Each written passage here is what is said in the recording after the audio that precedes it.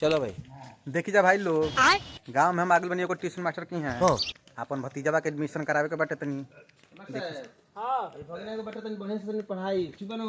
हाँ पढ़ाते बनी देखते बड़ो पढ़ाते बनी ना बढ़िया से पढ़ाई ना तो मिलियो जी पैसो ठीक बनू हम ध्यान देते नहीं।